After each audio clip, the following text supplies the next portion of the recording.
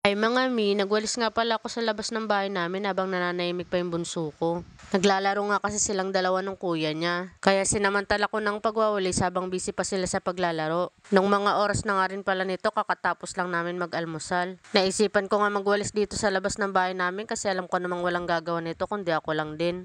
Iginilid ko nga muna yung winalis ko dyan kasi nakalimutan ko, di pa pala ako nakakabili na sako paglagyan ng basura. Medyo maalikabok nga rin pala dito sa labas ng bahay namin kaya nagtatakip ako ng ilong ko baka hikain ako. Pero sa awa naman ng Diyos, bihira lang akong sumpungin ng hika ko. Nung matapos naman pala ako magwalis sa labas, pinuntahan ko na tong hugasin ko dahil kanina pa ako inaantay nito. Buti nga nung mga oras na to walang sumpong yung bunso ko kaya nakakakilos ako. Ang hirap lang din talaga kasing kumilos kapag may maliit ka kasi paputol-putol yung ginagawa mo. Pasensya na nga pala mga mi sa itsura ko dyan dahil talagang minamadali ko na tong ginagawa ko at baka sumpungin na yung bunso ko. Habang naghuhugas nga rin pala ako dyan, nakasalang na yung sinaing ko para kakain na lang kami mamaya. Dito nga pala mga mi, sinasabunan ko na yung mga plato at sinunod ko naman yung mga baso bago yung mga kutsara. Mas nadadalian kasi ako kapag inuuna ko yung mga plato dahil meron na akong paglalagyan ng mga kutsara. Konti nga lang pala yung hugasan namin dyan dahil ayoko natatambakan yung lababo namin at nakakatamad lalong hugasan. Kaya pag nakikita ko meron na akong hugasin at kaya ko naman gawin, talagang ginagawa ko na dahil mas maganda tignan yung lababo kapag walang hugasin. Kaya manifesting mga mi na kumita tayo dito sa pagbablog para lalong gumanda ang ating kusina at ating bahay. Hindi pa rin kasi ako pwede magtrabaho sa ngayon dahil maliit pa yung bunso ko.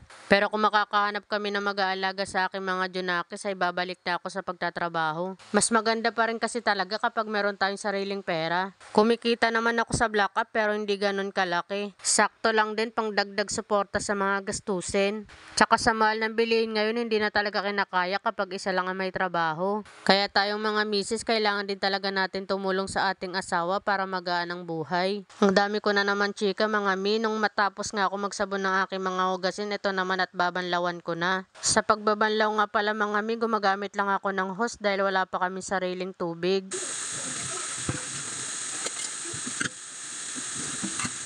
Tinatanggal ko nga lang pala dyan yung mga sabon at kukuha pa ako ng isang planggana para sa huling banlaw. Nung matapos nga pala ako magugas dyan mga mi, pinatulog ko na rin yung bunso ko. Fast forward na nga mga mi, nung kinagabihan naman nagluto naman ako ng itlog na may kamatis at tinamad na rin talaga akong mamalengke. Kaya ayan, para sa mabilis na luto, itlog na may kamatis na lang yung inulam namin. Favorite nga rin pala yan ng panganay ko kaya yan na lang iniluto ko. O siya, hanggang dito na nga lang muna mga mi ang ating video. Huwag natin kalimutan i-like, i-share, and i-follow ang ating page mga mi. Thank you for watching. Bye-bye!